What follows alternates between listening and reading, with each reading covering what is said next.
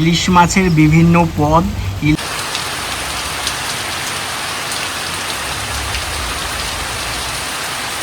সাথে ইলিশ মাছের রেসিপি, ইলিশ মাছ ভাজা দিয়ে আজকের দুপুরের খাওয়াটা জমে যাবে একদম। নতুন ইলিশ উঠছে তো, খেতে দারুণ টেস্ট লাগবে।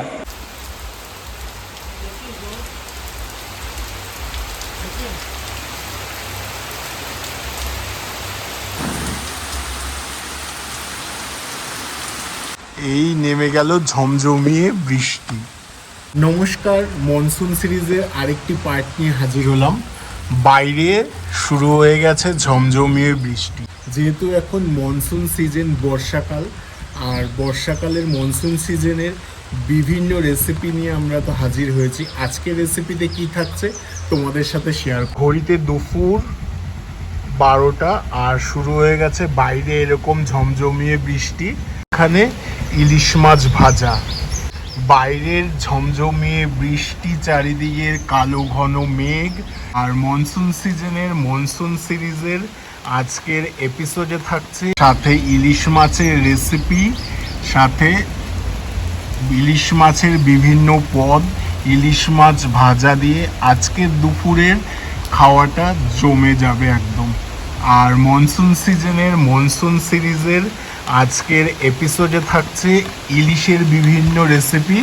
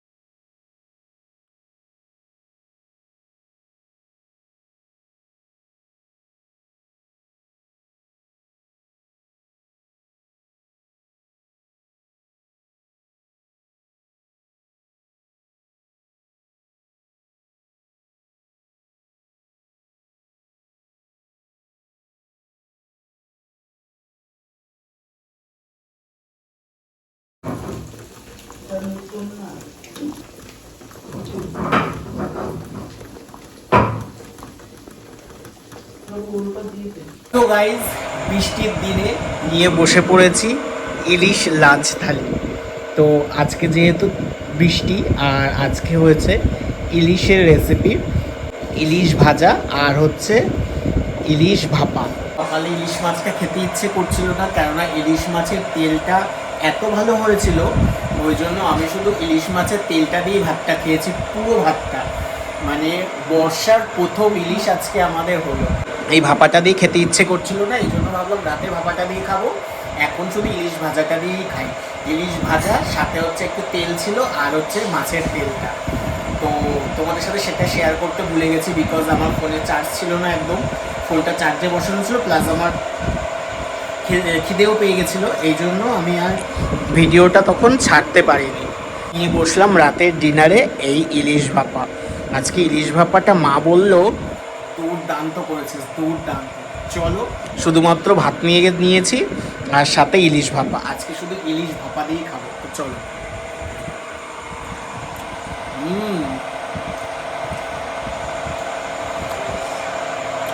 ঝাঁঝ ঝাঁঝ লাগছে, ওপর থেকে গ্রেভিটা একটু কী বলে, একটু সর্ষের তেল ছড়িয়ে দিয়েছিলাম বলে, আর এই একটা আছে মায়ের জন্য, তাই জন্য ভাপার টেস্টটা আরও টেস্টি লাগছে আজকে। তো চলো এখন ভাতটা খাই।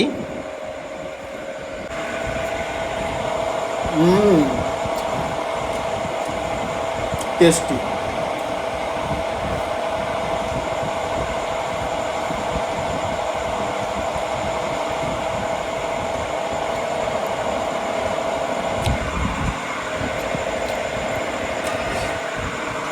আর এটা আমাদের বছরের প্রথম ইলিশ। বৃষ্টি তো শুরু হলো এই জুন মাস থেকে, তো মে মাসে একবার খেয়েছিলাম ইলিশ, আমরা যার থেকে মাছ নিই ওর থেকেই নিয়ে। আর এটা হচ্ছে দ্বিতীয়তম ইলিশ। তো চলো ইলিশ ভাপা দিয়ে আজকে ডিনারটা কমপ্লিট করি। টেস্টি ভাই, বাঙালির পাতে ইলিশ থাকলে বাঙালি আর কিছু চায় না। মানে ইলিশ মাছ এত টেস্টি লাগে ইচ অ্যান্ড এভরিবডির, মানে শুধু ইলিশ মাছের যে তেল ওটা দিয়েও মানুষের ভাত খেয়ে নেবে।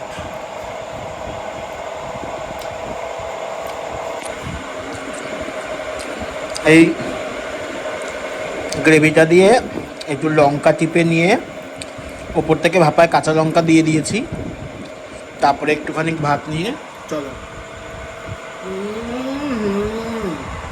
দুর্দান্ত, দুর্দান্ত লাগছে। আজকে আমার ইচ্ছে ছিল ইলিশটা আমি কলা পাতা বলি কেন, লাউ পাতায় ভাপা করব, বাট যেহেতু বাইরে বৃষ্টি হচ্ছে প্লাস লাউ পাতা কোথায় পাবো এখন, এই জন্য হলো না। আরেকদিন যদি লাউ পাতা ভাপা করি অবশ্যই তোমাদের সাথে শেয়ার করি। চল আরেকদিন যদি লাউ পাতায় ভাপা করতে পারি, মানে লাউ পাতা যদি বেসিক্যালি লাউ পাতাটা যদি পাওয়া যায় অবশ্যই তোমাদের সাথে শেয়ার করবো। চলো আরেকটা বাইট। একটু মাছ নিলাম,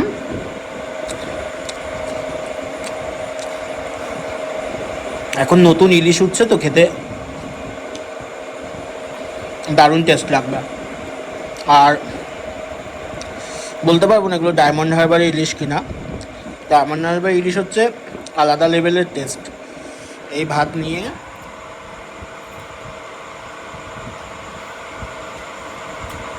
লঙ্কা নিয়ে জাস্ট অসম, কোনো কথা হবে না, দারুণ।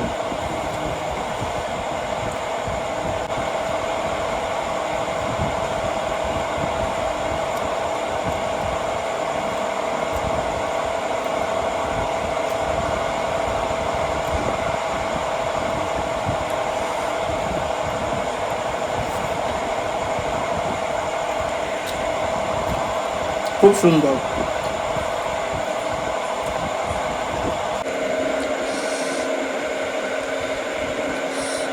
এখান থেকে আর একটু গ্রেভি নিয়ে নিই। মা এতটা গ্রেভি খাবে না হয়তো, গ্রেভি নিয়ে ইলিশ ভাপা দিয়ে মনে হয় এক থালা ভাত মেরে দিই। তো রাত্রে আমি বেশি ভাত খাই না, একটু অল্প ভাত খাই, আর যেদিন ভাতটা খাই নইলে তো ওটস খাই, এইসবই খাই। চলো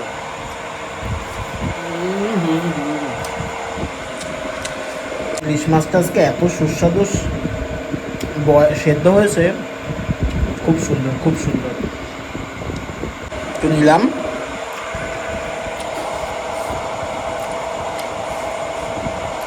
দারুণ।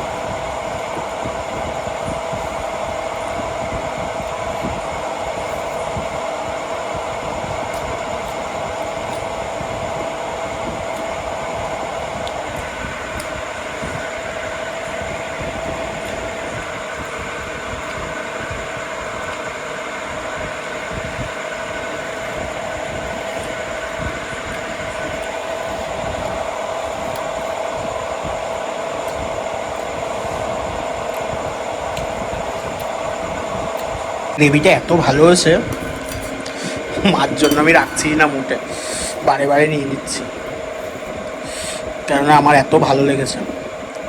ইলিশ মাছটা আমার দারুণ ফেভারিট।